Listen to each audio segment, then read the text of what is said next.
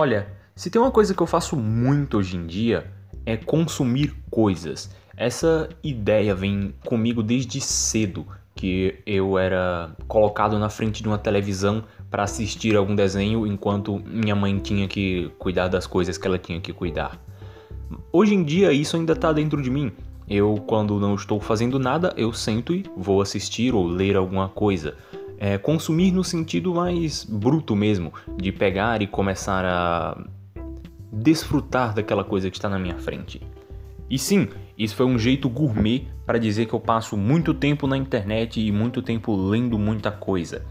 E foi em uma dessas minhas entradas em conteúdo que eu cheguei em um vídeo no YouTube chamado E se Moebius fizesse um anime? Ele é de um canal gringo, eu não sei se faz tanta diferença eu colocar ele aqui nos comentários, porque é gringo, que aliás é um problema que não chega a ser um problema, ele é razoavelmente fácil de resolver e já está sendo resolvido, que muita coisa que uma boa parte do conteúdo não está disponível em português. Por exemplo, eu só conheci o assunto de hoje, que é o Dragon's Heaven, por ter um mínimo conhecimento de inglês. Eu não falo inglês, eu passo longe de conseguir entender muita coisa, mas o mínimo conhecimento que eu tenho me fez chegar nesse canal, que me fez ver esse dito vídeo, se Moebius fizesse um anime. Dando um mini panorama, Moebius é um artista francês, se eu não estou enganado, que ele é muito conhecido pelas suas artes e histórias muito fora da caixinha. E não fora da caixinha no sentido de JoJo's Bizarre Adventure, mas fora da caixinha no sentido de fazer umas artes meio impressionistas, como se ele tivesse 24 horas chapadaço de LSD. E quase tudo do Moebius tem um pouco desse lado impressionista de jogar coisas na sua cara, muitos detalhes, alguma coisa um pouquinho estranha, uma coisa que não é como você costuma ver ela. E ver isso em animação seria uma coisa interessantíssima, então eu fiquei muito impressionado com a ideia do Moebius fazer um anime. Só que, spoiler, o anime não é do Moebius, mas bebe muita inspiração das coisas que o Moebius produziu. Que o Moebius, ele foi e ainda é um dos artistas mais influentes que já pisou no planeta. Você vê a influência dele em quase todos os lugares, em quadrinhos principalmente, de quadros que são muito iguais ao estilo do Moebius, a estilo de arte que são baseados no estilo do Moebius e tal. Mas bem, depois de dizer como eu cheguei nessa obra um tanto estranha que eu não vi muita gente comentando sobre, eu quero comentar, obviamente, sobre ela. Hoje eu quero dissertar um pouquinho sobre Dragon's Heaven. Dragon's Heaven é um curta de animação, acho que não chega a ser considerado um filme, ou se você for do cara chato que gosta das classificações hiper certinhas, ele é um OVA, que se eu não me engano são obras que não passam na televisão, elas são vendidas em DVD. Ele foi publicado originalmente em 1988, o mesmo ano de Akira, e me chamou muita atenção pelo estilo de arte que é muito baseado em um artista que eu já gosto muito.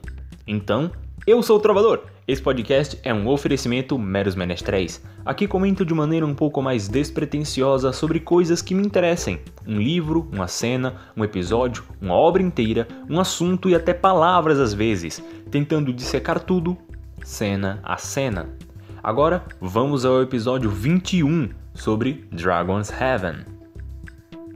Como eu estava dizendo, ele é um filme muito curtinho. O Dragon's Heaven é um filme de 42 minutos, só que uma parte grande dele do início são, primeiramente dando uma ideia sobre o que é o filme. Ele é um mecha sobre robôs trocando porrada em um futuro pós-apocalíptico no Brasil. Ok, isso foi complicado? Então vamos devagar. No ano de 3195, houve uma grande guerra entre o exército dos humanos e o exército dos robôs. É como se fosse uma grande rebelião dos robôs, que daí robôs estavam do lado dos humanos e robôs estavam do lado dos robôs. Aí teve essa treta gigantesca. O nosso protagonista é o Cheyenne, ou Cyan, não tem uma dublagem oficial. Eu vou chamar de Cheyenne, que é mais bonitinho. Cheyenne, ele é um robô que está do lado dos humanos.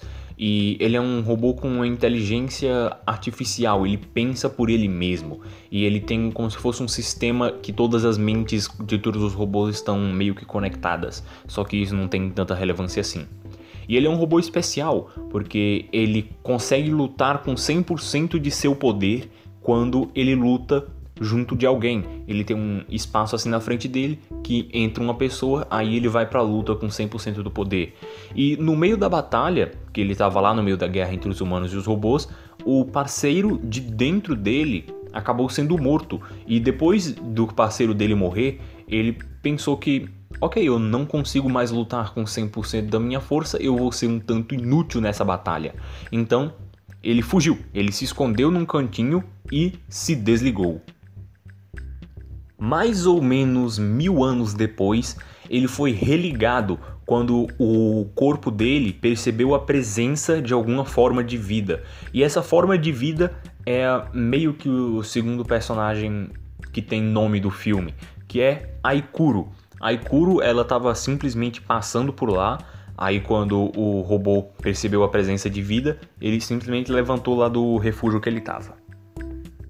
Então a história é basicamente sobre como Cheyenne vai usar da ajuda de Ikuro para derrotar seu maior inimigo, que mesmo depois de 1000 anos após a guerra continua vivo, que se chama El Medain. E esse filme é incrível com nomes, eu sei.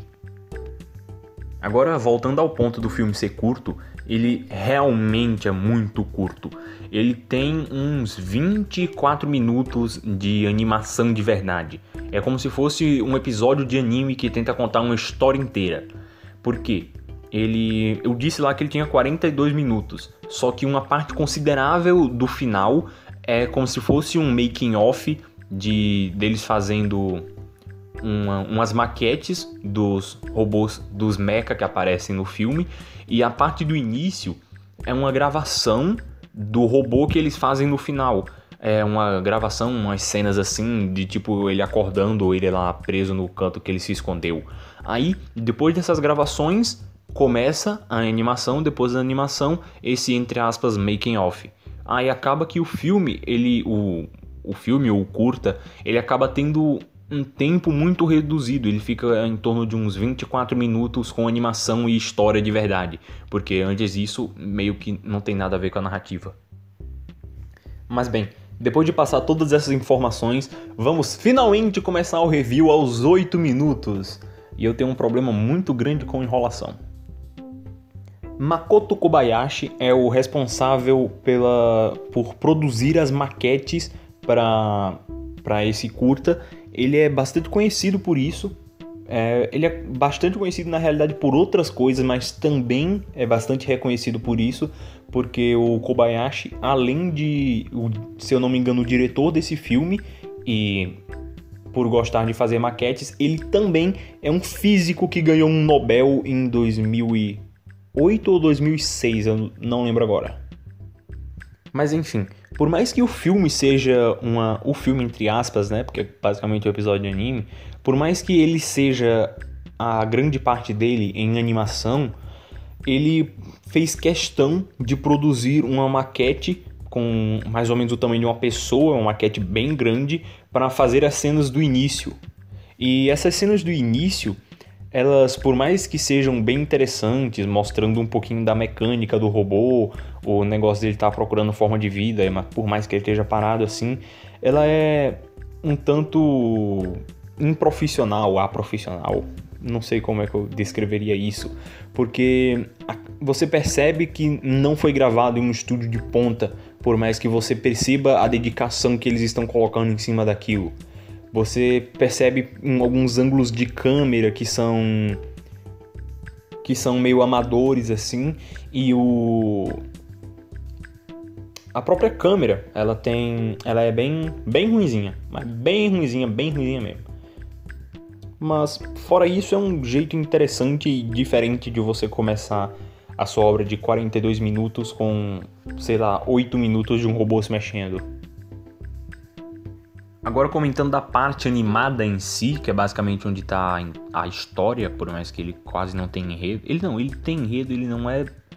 Eu comento disso mais pra frente. Quando começa de verdade a história, nós somos apresentados direito a menininha e o robô, só que agora em animação. Que, aliás, a animação, por mais que isso daqui seja um sci-fi, uma ficção científica, ele é uma ficção científica que pega um estilo um tanto diferente que eu não vejo muito sendo abordado, que é o estilo meio ferro velho, só que um ferro velho tecnológico. Ele não chega a ser cyberpunk, mas tem um pouco da ideia.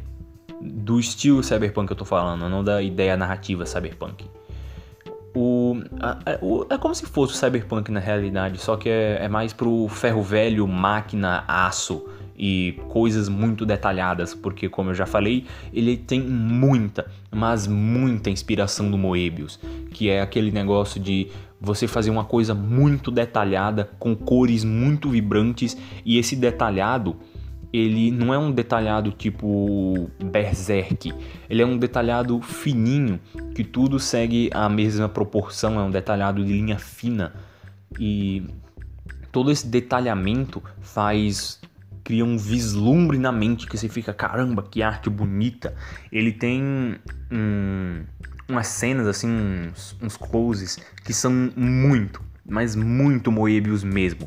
Tipo, eu tava dando uma olhada em algumas imagens do Incal, que a Pipoca Nankin tá publicando aqui no Brasil. E, nossa, é muito, mas muito Moebius. Tem umas cenas de umas naves, assim, umas naves, umas cidades, assim, uns negócios estranhos. Até as pessoas parecem as pessoas que o Moebius desenha. Que são todo mundo no estilo meio desértico, usando capuz e tal. Que, aliás, deserto é uma coisa que o Moebius adora, que esse filme também tomou pra si. Ele literalmente começa num deserto e termina no deserto. Que é uma coisa que, como eu acabei de dizer, o Moebius também adora desenhar. Que, aliás, é um contraste interessante que o filme faz com todo esse metal, o aspecto de ferro velho e todas essas coisas acontecendo, que ele não costuma mostrar nada muito biológico.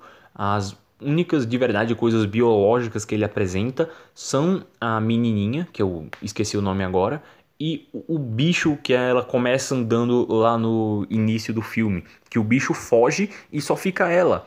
Ela é a única fonte de conexão que nós acabamos tendo, porque é um pouquinho mais complicado da gente empatizar com uma coisa robótica de metal, sem forma.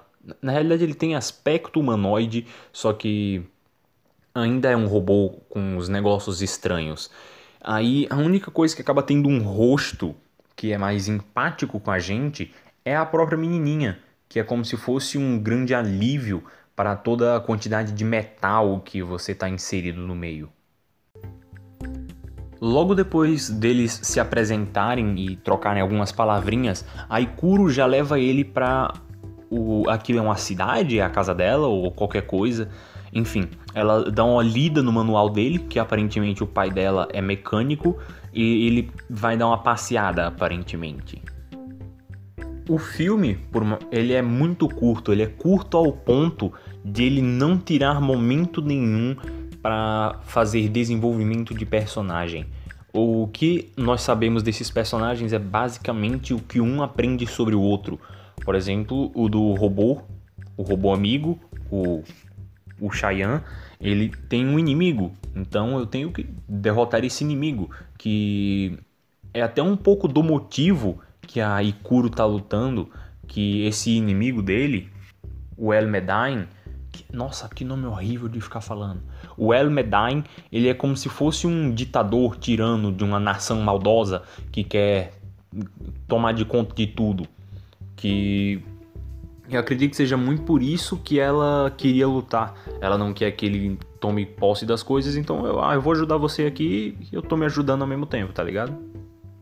Porque o filme se importa tão pouco com os personagens e tão pouco com o roteiro dele próprio que cabe fazer essas, entre aspas, teorias ou tentar ficar fazendo essas deduções para entender os personagens, porque ele não dá uma apresentação grandiosa de por que ele tá fazendo aquilo dali. Ele dá a ideia de que a menina tá pilotando ele para ganhar comida. Que ele chega lá com um saquinho de alguma coisa que eu nem sei o que é. Aí ela diz, você pode pilotar em mim?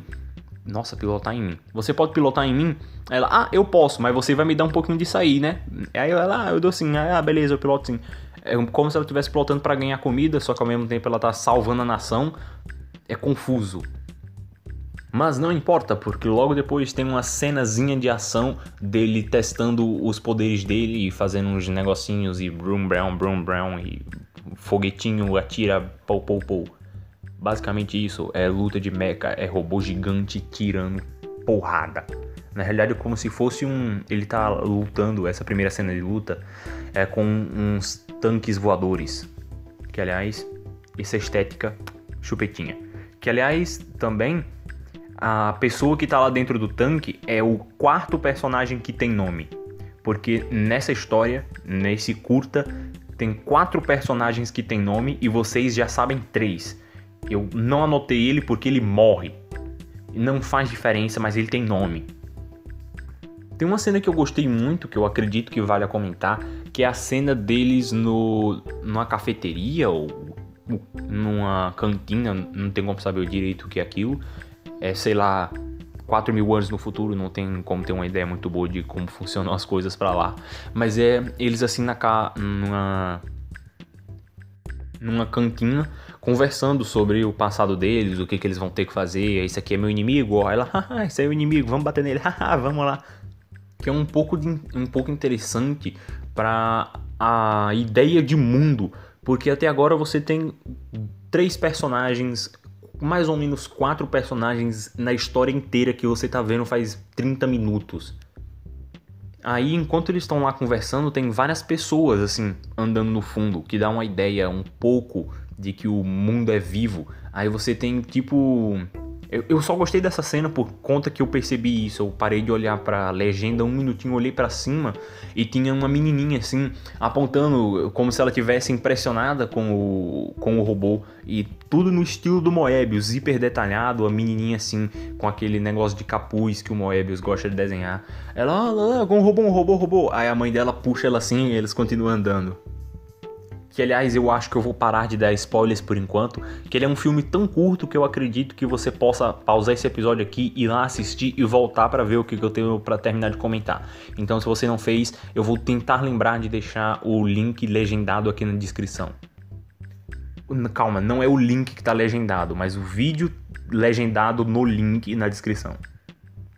Eu gosto dessa cena na cafeteria, ou lanchonete, enfim, não faz diferença o que é isso. Eu gosto dessa cena porque ela dá, como eu acabei de falar, a ideia que o mundo tá vivo, que as coisas acontecem, e passa mais ou menos a ideia de que o filme passa a ideia que o filme mais ou menos quer passar, que não é pra você ligar pra história.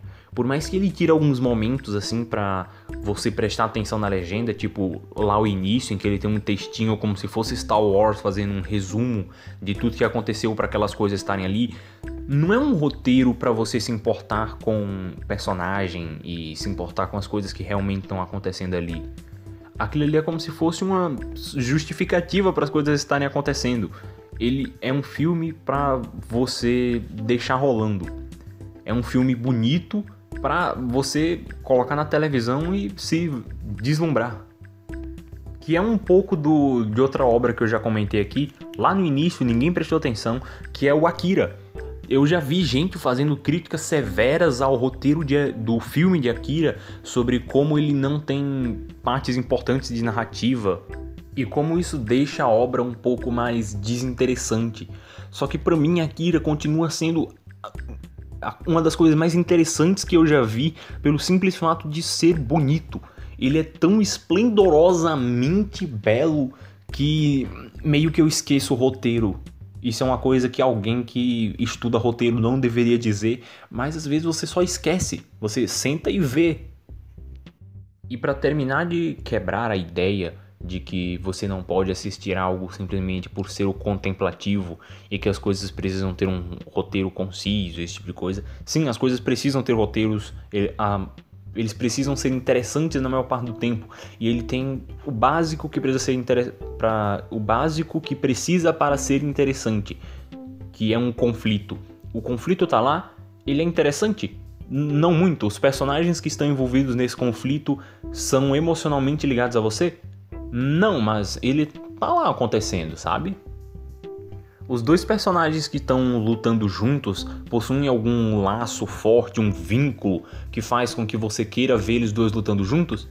Não tem nenhum momento, nenhuma fala realmente interessante que ligue eles dois e coisa do tipo. E o final é um pouco anticlímax até. Ele apresenta as coisas de um jeito que chega a ser até um pouco cômico e meio cafona, com o personagem mudando de aquele robozinho ali é do meu tipo, só que você não é. Aí no final ela dá um beijinho no robozinho que ela disse que não era do tipo dela. Mas ao mesmo tempo, eu gostei e eu não faço ideia do porquê. Na realidade, eu acredito que eu tenha achado interessante por eu não estar cobrando muito dessa obra. Ela é uma obra de 24 minutos, então eu não peço, na minha cabeça pelo menos, que ele aprofunde muita coisa. Ele apresenta um mundo inteiro que eu gostaria de conhecer mais. Ele fez um trabalho interessante de apresentar mundo. Ele apresentou dois personagens que eu acharia interessante ver mais sobre. Só que ele resolveu tudo e se fechou em uma obra que é como se fosse um episódio de Power Rangers. Apareceu um cara mau, você faz uma transformação, bate nele e, nossa, acabou. Que, aliás, eu acabei de perceber que eu não completei uma ideia de um pouquinho mais atrás, que é sobre esse filme. É um filme de gostos. Você vê que ele foi feito com... Isso vai parecer um pouquinho brega, mas você vê que ele foi feito com paixão. As pessoas que fizeram sabem, eu acredito, que é um roteiro meio estranho, um roteiro ruim, só que eles se dedicaram ao ponto de construir uma réplica do tamanho de uma pessoa do robô só para fazer uma cena no início. É como se fosse uma dedicação, um gosto ao ponto de você fazer só pelo fato de você gostar daquilo. O que é muito interessante na grande indústria, que você só faz as coisas para ganhar dinheiro, e quando uma coisa para de render, você simplesmente para de fazer. E se você pode entregar uma coisa com uma qualidade pior, só que continuar lucrando muito em cima disso, que eu acredito que seja muito o que aconteceu com Nanatsu no Taizai, você entrega um produto ruim, só que ele continua vendendo. Então tanto faz se o produto é ruim ou bom. Se ele vai continuar vendendo, você continua fazendo. Só que aqui eles entregam uma animação interessante, com uma arte diferente, com a temática diferente. Eu de verdade não lembro a última vez que eu vi alguma coisa mas alguma coisa com essa estética de ferro velho misturado com sci-fi. É uma temática diferente, com estilo de arte muito diferente. Eu nunca pensei que eu veria o Moebius animado, e isso é como se fosse o Moebius animado. Então, se você não tem problema com uma arte diferente, que por mais que seja diferente e interessante, ela pareça antiga e, entre aspas, desatualizada, vai fundo, esse é o filme pra você. Esse é o filme pra você chegou cansado em casa, você quer simplesmente ver alguma coisa, você senta e deixa ele tocando. Você não precisa nem prestar atenção no que tá acontecendo. É simplesmente interessante ver. Então, obrigado por ouvir esse episódio. Eu ficaria muito feliz se você pudesse compartilhar ele com algum amigo, e ficaria mais feliz ainda se você deixasse um comentário dizendo o que você achou. É isso, amigos. Então, até a próxima cena.